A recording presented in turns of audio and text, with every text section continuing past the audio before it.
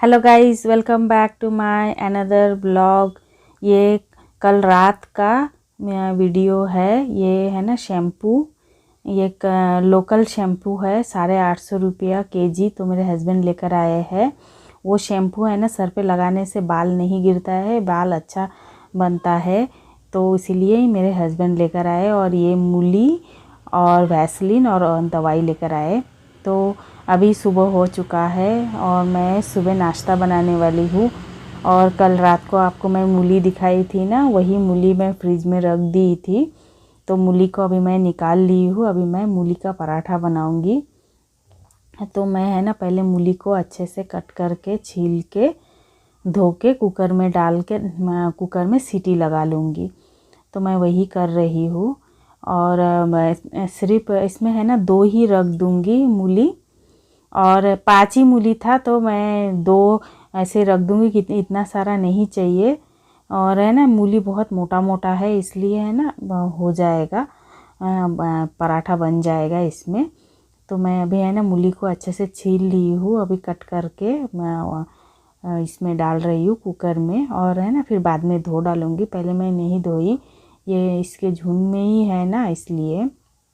तो देखिए अभी मैंने धोकर लेकर आई हूँ अच्छे से। अभी सीटी लगा लूँगी 2-3, और जब तक कुकर में सीटी आएगा तब तक है ना मूली का ये जो साग है मैं चेक कर रही थी अच्छा है कि नहीं, क्योंकि पिछले बार मैं आप लोगों के साथ रेसिपी शेयर की थी ना, बहुत ही अच्छा लगा था उसका साग। पर है ना ये साग अच्छा नहीं है, इसीलिए मैं फेंक दी हूँ। और अभी है ना मैं धनिया पत्ता को साफ़ कर रही हूँ, क्योंकि मुझे ये मूली के पराठे में देना है।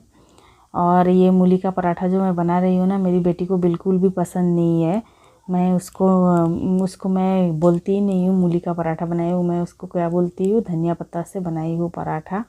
तो इसीलिए है ना उसके ऊपर मतलब कि फ्लेवर के लिए मैं धनिया पत्ता को डाल देती हूँ। अभी देखिए धनिया पत्ता को साफ़ करके मैंने इसको कट कर लिया है, इसमें डाल दी हूँ पतीले में। मैं उसमें आटा गूँथने वाली हूँ। और अभी मैं थोड़ा सा साफ़ कर ले रही हूँ, क्योंकि मैंने धनिया पत्ता साफ़ की थी ना, तो पूरा काउंटर टॉप को अच्छे से साफ़ कर ली हूँ। अभी देखिए मसाला डाल रही हूँ, नमक, हल्दी, मिर्ची पाउडर, धनिया पाउडर और गोड़ा मसाला ये डाली हूँ। और अभी मैं आटा भी डाल दूँगी। उससे पहले मैंने मूली जो मैंने बॉईल करके रखी थी ना, उसको मैंने ठंडा कर लिया था थोड़ा सा उबलने के बाद। फिर है ना मैं इसको भी मैश कर रही हूँ, अच्छे से मैश कर दूँगी वही धनिया पत्ता मसाला फिर नमक के साथ। अच्छे से मैश करने के बाद इसमें मैं आटा डालने वाली हूँ। और आटा मैं ज़्यादा नहीं डालूँगी, सिर्फ सुबह के नाश्ता और टिफ़िन के लिए मेरी बेटी का, क्योंकि अभी मेरे बेटे का तो छुट्टी है, तो इसलिए। तो मेरे बेटे का है ना कॉलेज मंडे से चालू होने वाला है, तो फिर मंडे से मेरा रूटीन फिर से बदलने वाला है। अभी तो आराम से उठ के एक्सरसाइज करके फिर मैं नाश्ता बनाने के लिए आती हूँ। लेकिन अब सोमवार से मुझे सुबह ही उठना पड़ेगा, 4:45 बजे उठ के नाश्ता उसके लिए टिफ़िन वगैरह बनाना पड़ेगा। फिर वो जाने के बाद फिर से मुझे बेटी के लिए बनाना पड़ेगा। अब से फिर से पहले वाला रूटीन चालू हो जाएगा। तो अभी देखिए मैंने आटा को अच्छे से गूंद कर रख दी हूँ उसको थोड़ा सेट होने के लिए। तब तक मैं क्या कर रही हूँ, सारे बर्तनों को अरेंज कर दे रही हूँ, जो मैं कल रात को ही धोकर रखी थी। सारे बर्तनों को अरेंज कर दूँगी ना, तो यहाँ पे ये जो बास्केट है खाली हो जाएगा, दोनों भी बास्केट तब तक।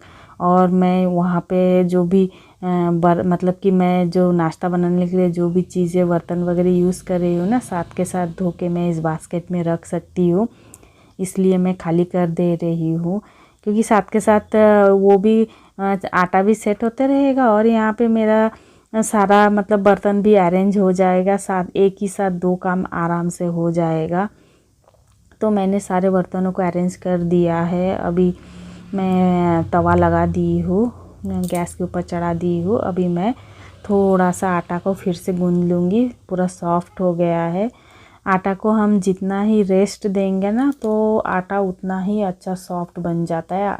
जितना आपके पास टाइम हो ना, तो आटा अच्छे से सेट हो जाता है। जब टाइम नहीं रहता है ना तब ऐसे ही बना लेती हूँ, तब रोटी थोड़ा सा हार्ड बनता है, लेकिन ऐसे किए तो रोटी बहुत सॉफ्ट बनता है।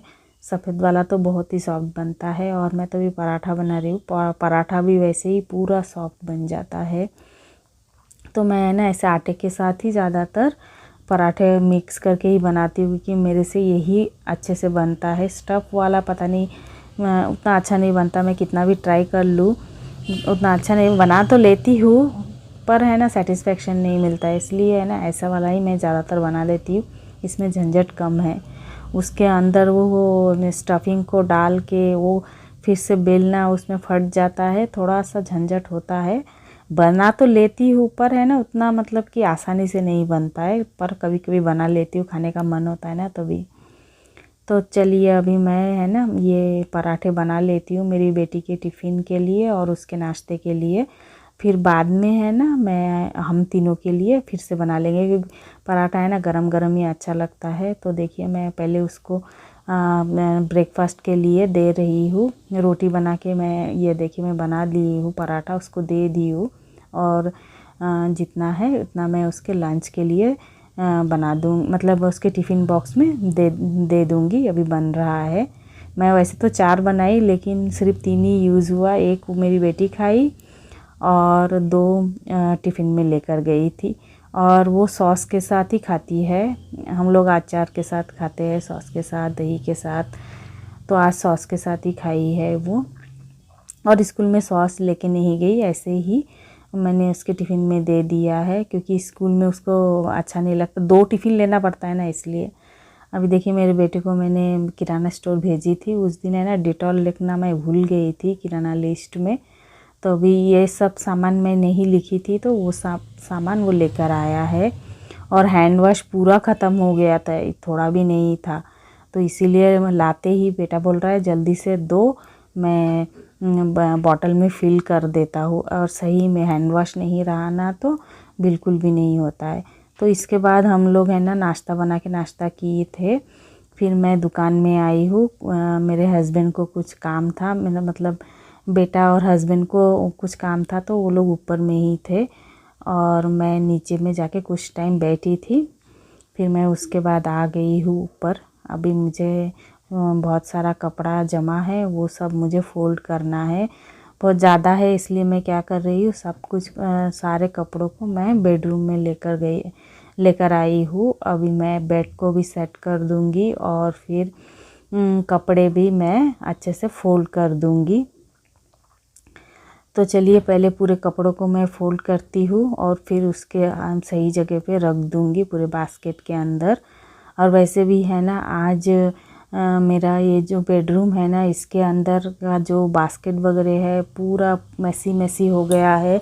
मतलब कुछ दिनों में ही है ना, अगर ये सब मैं ठीक नहीं करती हूँ ना तो पूरा खिचड़ी बन जाता है। तो इसीलिए है ना आज मैं सोची हूँ ये सब जो भी कपड़े हैं मैं अच्छे से पूरा बास्केट में फिर से सेट कर देती हूँ। और हमेशा ही रीसेट करना ही पड़ता है, नहीं तो पूरा खिचड़ी बन जाता है। तो इसीलिए आज टाइम था तो मैं सोची सारा जो भी बास्केट वगैरह है पूरा रीसेट कर दूँगी। और यहाँ पे देखिए कुछ मेरे हस्बैंड के स्वेटर वगैरह ऐसे ही कोने में पड़ा था, वो सब मैं सोची हूँ हैंगर में डाल के है ना ये अलमीरा के अंदर रख दूँगी। और यहाँ पे ड्रेसिंग टेबल के यहाँ पे भी देख रही हूँ पूरा मेसी हो गया है, तो मैं सोची इसको भी अच्छे से साफ़ कर देती हूँ। क्योंकि है ना सुबह में मेरी बेटी जब भी स्कूल जाती है ना पूरा फैला के जाती है, वो जो सामान यूज़ करती है उसको वैसे ही रख के चली जाती है, जल्दी जल्दी में रहता है। और आज तो 8:30 बजे गई है, तो मैंने पूरा वहाँ पे पूरा अच्छे से साफ़ कर दिया ड्रेसिंग टेबल को। अभी देखिए मेरे हस्बैंड के पूरे स्वेटर वगैरह थे, वो सब मैंने हैंगर में डाल दिया है, अभी इस अलमारी में रख दी हूँ। आज है ना मैं कपड़े धोने वाली हूँ। और एक गुड न्यूज़ है कि मेरा है ना वॉशिंग मशीन ठीक हो गया है। मतलब कि वॉशिंग मशीन को कुछ हुआ ही नहीं था, लेकिन वो जो मैं वॉशिंग मशीन ठीक करने वाले हैं ना वो आए थे, आके पूरा चेकिंग वगैरह किए, उसमें उनको कोई फॉल्ट ही नहीं निकला है, बोल रहे कुछ भी नहीं हम लोग बोल रहे थे कि पीछे से बर्न हो गया तो कैसा तो भी स्मेल आ रहा था, लेकिन ऐसा कुछ भी नहीं था। तो उन्होंने बोला है कि ऐसा कुछ भी कभी होने वाला नहीं है, और हुआ तो मुझे फ़ोन करना, मैं आके चेक करूँगा। और ये देखिए फ्रिज का ये हैंडल है ना, बहुत दिनों से ऐसे ही टूटा, मतलब खुला हुआ था, फिर इनसे है ना हम लोगों ने ठीक करवाए, तो बहुत दिनों के बाद है ना ये हैंडल भी ठीक हो गया। अभी देखिए मैं कुछ कपड़े, वो जो आए थे ना इलेक्ट्रिशियन, वो बोले कि कपड़े डाल के धो के देखो क्या होता है। फिर है ना उनके सामने ही कुछ कपड़ों को पानी में डाल के मैंने, मतलब कि मैं वॉशिंग मशीन में धोई, तो है ना अच्छे से ही धुल गया, कोई टेंशन नहीं हुआ है। फिर ड्राई भी की हुई है, देखिए अच्छे से ड्राई भी हो गया है। और हम लोग कितने 13-14 मतलब कि 15 दिन से मैं ऐसे ही मेहनत कर रही थी, मतलब कि वॉशिंग मशीन को कुछ भी नहीं हुआ है, और ऐसे ही 13 दिन फालतू में चला गया है। मतलब कि वॉशिंग मशीन को तो कुछ हुआ नहीं, और ऐसे ही बंद पड़ा है, और पूरा हाथ से ही कर रही थी। पर अच्छा हुआ कि पता तो चल गया है ना, वॉशिंग मशीन को कुछ भी नहीं हुआ है। और ऐसे भी कभी भी मन में डाउट हुआ ना इलेक्ट्रिक का सामान का, तो कभी भी है ना चेक करवाने में ही अच्छा है, इसलिए ही चेक करवा ली हूँ ना, तो अच्छा ही है। मतलब कि डर नहीं रहेगा कि अरे वॉशिंग मशीन को अगर करंट, हम लोगों को अगर करंट लग जाएगा, इस बात का तो टेंशन नहीं रहेगा। तो आया था, फिर वो देख के गए, फिर वो लोग आते हैं तो उनका तो थोड़ा सा टाइम वेस्ट होता है, उसका तो चार्ज देना ही पड़ेगा। तो मैं 200 रुपीज़ दिए थे मेरे हस्बैंड ने, और वैसे भी मेरे हस्बैंड के फ्रेंड का फ्रेंड है। फिर आके अच्छा हुआ कि मेरा वॉशिंग मशीन ठीक हो गया। इससे खुशी की बात अब भी मेरे लिए और कुछ भी नहीं है, क्योंकि है ना मुझसे है ना हाथों से कपड़े धोया नहीं जाता है। मैं पहले भी बता चुकी हूँ, मेरे को बहुत तकलीफ़ होता है। एक वीडियो में आपने देखा भी होगा है ना, मैं किचन के सिंक में ही कपड़े धोई थी। तो अभी मुझे वो सब नहीं करना पड़ेगा, मैं वॉशिंग मशीन में ही धोऊंगी और ड्राई भी करूँगी और बाहर लगा दूँगी, तो जल्दी सूख भी जाएगा।